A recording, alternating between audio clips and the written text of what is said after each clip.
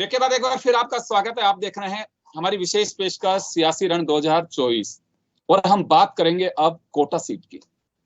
Kota seat ना केवल राजस्थान देश की हॉट सीट है, वजह है लोकसभा स्पीकर ओम बिरला भाजपा प्रत्याशी होने से, उनके प्रत्याशी बनने के साथ, क्योंकि देश में चौथे नंबर का प्रोटोकॉल है उनका और उनका लोकसभा स्पीकर बनने के साथ ही बड़ा कद भी है। तीसरी पारी खेलने के लिए वो आतुर हैं। इससे पहले 2 चुनाव वो जीत चुके हैं, लेकिन सामने उन्हीं की पार्टी से कांग्रेस में गए प्रहलाद गुंजल हैं। प्रहलाद गुंजल एक दमदार और सशक्त नेता के रूप में जाने जाते हैं। बीजेपी में उनका अपना एक कद रहा है, लेकिन जो भी कारण रहे, अब वो कांग्रेस के सिंबल पर चुनाव लड़ रहे हैं। कांग्रेस में गए 2 दिन बाद ही उनको टिकट मिल गया और ये माना भी जा रहा था कि गुंजल अगर कांग्रेस में गए तो कोटा से वो संसदीय सीट से चुनाव लड़ेंगे। खैर चलिए, मुद्दों की मैं बात करूंगा। स्थानीय मुद्दे हैं, नेशनल इश्यूज भी हैं जिन पे चर्चा हो रही है। और हम जब चर्चा कर रहे हैं उसके कुछ देर पहले ही भजन लाल, राजस्थान के मुख्यमंत्री, वो वहां पे रोड शो कर चुके हैं। कई नेता वहां अपनी उपस्थिति दर्ज करा चुके हैं। कार्यकर्ताओं की दोनों तरफ अच्छी खासी फौज है और चुनाव बड़ा रोचक है। इस पूरे मुद्दे पर चर्चा करने के लिए बीजेपी से रितेश चित्तोड़ा जी हैं और क्रांति तिवारी जी हमारे साथ कांग्रेस से हैं। बात प्रत्याशियों की की जाए तो 15 प्रत्याशी कोटा से मैदान में हैं। कुछ हल्की फुल्की चीजें भी रही हैं। दोनों ही तरफ भीतरी घात का भी खतरा प्रत्याशियों को सता रहा है, चाहे ओम बिरला साहब हो या फिर प्रहलाद गुंजल जी हो। मैं स्क्रीन पे शेयर नहीं करना चाहूंगा, अगर कोई बात आएगी तो जरूर बताऊंगा, लेकिन दोनों ही तरफ भीतरी घात का खतरा है, इसे इनकार भी नहीं किया जा सकता।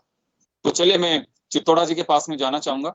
रितेश जी, कांग्रेस के पास में खोने को कुछ नहीं है, लेकिन बीजेपी के पास में 2 बार से चुनाव जीते हैं। ये चुनाव बड़ा महत्वपूर्ण है ओम बिरला के लिए, क्योंकि वो लोकसभा स्पीकर हैं और ये माना भी जाता है कि वो जीतते हैं और मोदी सरकार बनती है तो केंद्र में मंत्री भी होंगे, ऐसा भी एक लोगों का कहना है।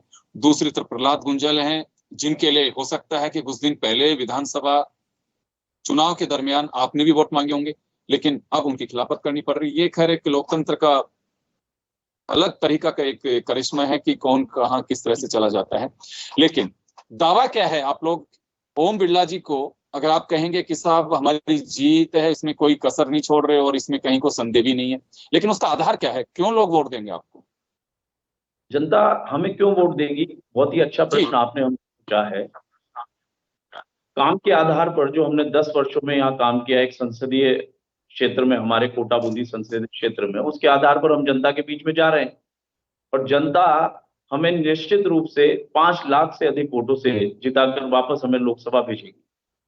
और जो काम हमने किए हैं वो ऐसे अनगिनत काम है, चाहे वो बूंदी क्षेत्र में रहे हों या कोटा क्षेत्र में रहे हों। जनता के माध्यम से हमने हर परिवार तक, हर व्यक्ति तक जुड़ने का प्रयास किया है। इसलिए निश्चित रूप से मेरा मानना है कि जनता हमें वापस पुनः कोटा बूंदी संसदीय क्षेत्र से 5 लाख से अधिक वोटों से जिताकर वापस हमें दिल्ली भेजेगी।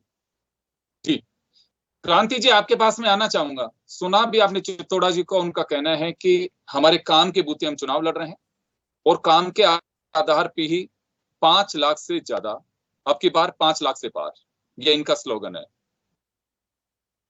ये एक सुनने में आपको इनको अच्छा लग रहा है और शायद उनके कार्यकर्ताओं को ही सिर्फ अच्छा लग रहा हो। जनता में इस तरीके का कोई इम्पैक्ट नहीं है। इनके जो किए हुए काम है, एक काम नहीं है, एक सिंगल काम नहीं, पूरा शहर जानता है कि भाई बिरला जी ने पूरे 10 साल सिर्फ 3 काम किए उन्होंने।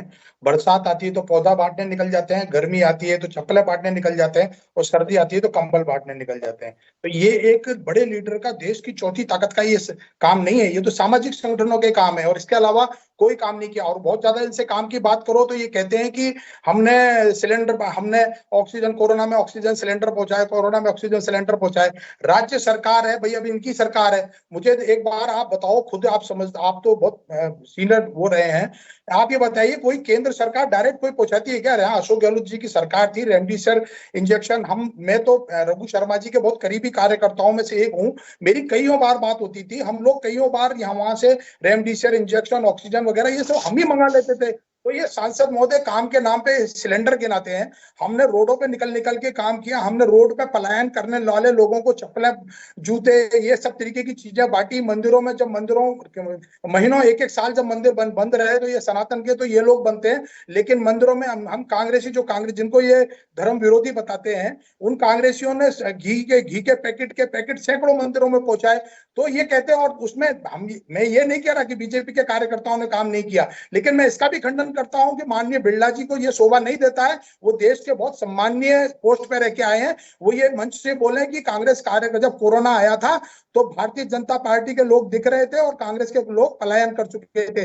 यदि ऐसी बात होती तो हाल के विधानसभा चुनाव में संदीप शर्मा जी को जब वो वोटिंग मारने गए थे, बीजेपी के जो कैंडिडेट हैं, उनको कई जगह इस चीज का सामना करना पड़ा। लोगों ने इस चीज को क्या उनको वहां से मतलब एक तरीके से भगा दिया कि आप यहाँ क्या करने आए हो। हमारी बहन राखी गौतम जब चुनाव लड़ रही थी तो लोगों ने उनका, संदीप शर्मा का विरोध किया गया, कोरोना में तो दिखाई नहीं दिए। तो फिर मेरे को समझ में नहीं आ रहा ये कौन सा काम बता रहे हैं। और काम की बात रही तो हवाई सेवा, हाई कोर्ट, शुगर मिल हमारी केशवराय पाटन वाली, ये और आपको जैसे हमारे जो मेन चीजें थी उसमें से जो मैं आपको लिस्ट दे रहा हूँ, कुछ भी नहीं हुआ, कोई काम नहीं हुआ पूरे शहर में। सबको मालूम है कि विकास के नाम पे किसी का विकास हुआ है तो इनके माननीय सांसद होने के। क्रांति जी, दल बदलने वाला मामला तो कहीं परेशानी में नहीं डाल रहा आपकी पार्टी को?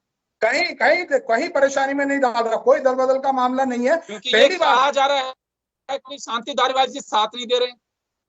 शांति धारीवाल जी पिछले 3 दिन से कंटिन्यू, और जिस तरीके से आक्रामक स्टेटमेंट उनके बिरला जी के खिलाफ आ रहे हैं, गजब के स्टेटमेंट आ रहे हैं, और लोगों को समझ में नहीं आ रहे हैं। आप लोग भी चौंक रहे होंगे कि ऐसा कैसे हो सकता है, क्योंकि कोटा में तो ओम शांति कहा जाता है।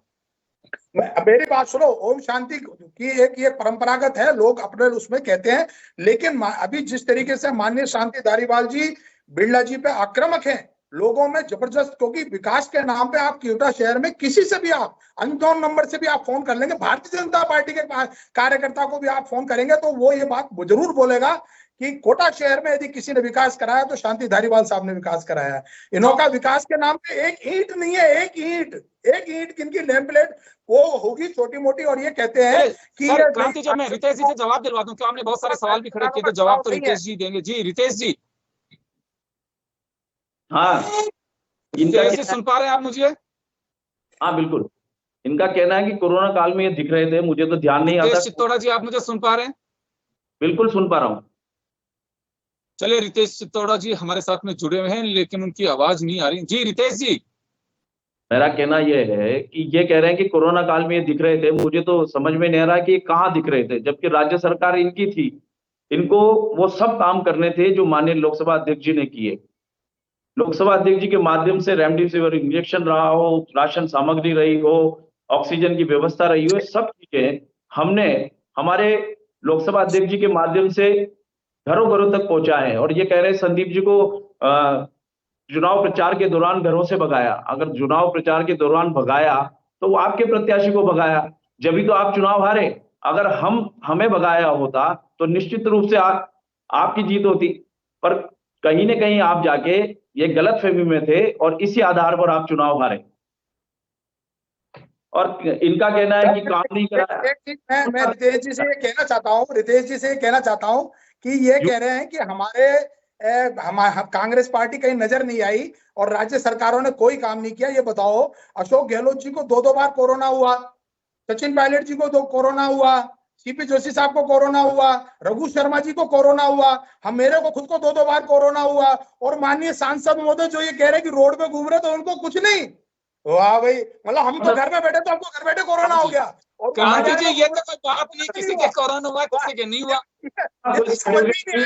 क्रांति जी रितेश जी एक बार जवाब दे रहे हैं सर, जवाब दे रहे हैं, समय कम है मेरे पास में। जी रितेश जी, सोच कैसी है?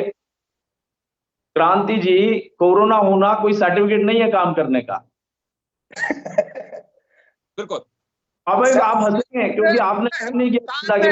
हिंदुस्तान में लोग आज भी मेरे कई पत्रकार महोदय गुजरात में हैं, वो कहते हैं कि राजस्थान अशोक गहलोत की सरकार नहीं होती और इसी जगह भारतीय जनता पार्टी की सरकार होती तो मैं आपको विश्वास बता रहा हूँ ये मरने वालों का आंकड़ा 10 गुना ज्यादा मैं रोकना चाहूंगा। तो चलिए, चंबल के चंबल का शहर कोटा और 7 वंडर्स, वहां के चंबल रिवर फ्रंट, इनकी वजह से भी काफी अपनी अलग पहचान रखता है, लेकिन बड़ी पहचान शिक्षा नगरी के नाम से भी है। एयरपोर्ट की कमी वहां के आने वाले बासिंदों को खलती है।